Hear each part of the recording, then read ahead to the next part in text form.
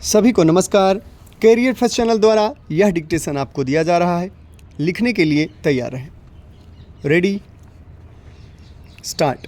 महोदय, पिछले कुछ वर्षों से पर्यावरण की सुरक्षा के बारे में एक उत्साहजनक जागरूकता देखने को मिल रही है। जैसे जैसे हम अपने विकास का खाका बनाने लगे हैं, वैसे वैसे यह बात अनुभव की जाने लगी है कि वह अपने बूते पर खड़ा रह सके और पर्यावरण की दृष्टि से भी उपयुक्त हो। अपने देश की जनता के प्रति हमारा यह दायित्व है कि हम अपनी प्राकृतिक संपदा की रक्षा करें अपने प्रयासों द्वारा, और यदि आवश्यक हो तो विदेशी टेक्नोलॉजियों का उपयोग करके हमें पर्यावरण के विनाश की समस्याओं को हल करने की चेष्टा करनी चाहिए।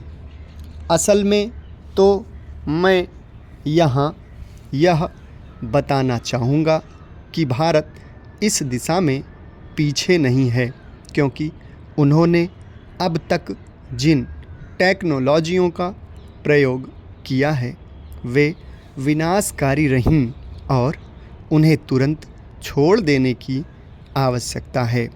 वे भी नई टेक्नोलॉजियों की खोज कर रहे हैं, इसलिए हम उनसे बहुत पीछे नहीं हैं।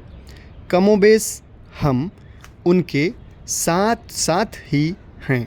इसलिए हम सबके लिए, अन्य देशों के लिए भी और हमारे देश के लिए भी यह संभव होगा कि हम मिलकर समूचे विश्व के लिए, इस पृथ्वी ग्रह के लिए अपना योगदान दें, ताकि मिलजुल कर सहयोग से हम पर्यावरण की रक्षा के उपाय ढूंढ सकें।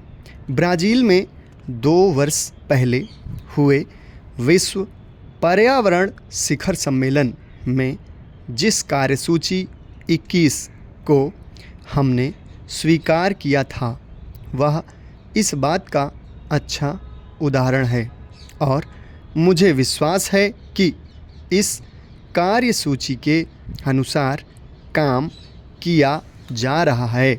यद्यपि कोई भी काम बिना कठिनाइयों से भरा नहीं होता, विशेषकर जब इसे जटिल विश्व में एक जटिल स्थिति में लागू करना पड़े। परंतु मुझे विश्वास है कि स्थिति आशाजनक है, और यह आशा बढ़ती जा रही है। और जहाँ तक विश्व के पर्यावरण के भविष्य का सवाल है, वह पहले जैसा अंधकारमय नहीं है।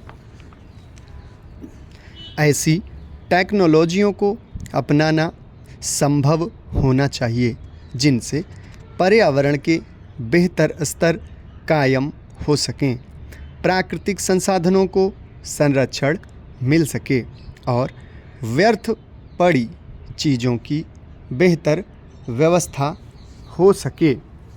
पहल करने के ऐसे कई उदाहरण मिलते हैं जिनसे पर्यावरण को होने वाले खतरे को रोका जा सका है, और लागत की दृष्टि से भी वे प्रभावकारी सिद्ध हुए हैं। इस बड़े चिंतनीय विषय पर विचार करते समय हम सबको मिलजुल कर प्रयास करना होगा। हमारी सांस्कृतिक परंपरा विशेष रूप से प्रकृति और पर्यावरण के प्रति मैत्रीपूर्ण रही है, इसलिए हम अपने देसी ढंग से भी इस दिशा में बहुत कुछ कर सकते हैं। मैं जानता हूँ कि सुधारों का यह मार्ग फूलों की सेज नहीं है, विशेषकर इतने बड़े आकार के एक लोकतंत्री देश में, जिस देश ने भी इस दिशा में चेष्टा की है, यह उनके लिए बड़ा दुष्कर कार्य सिद्ध हुआ है।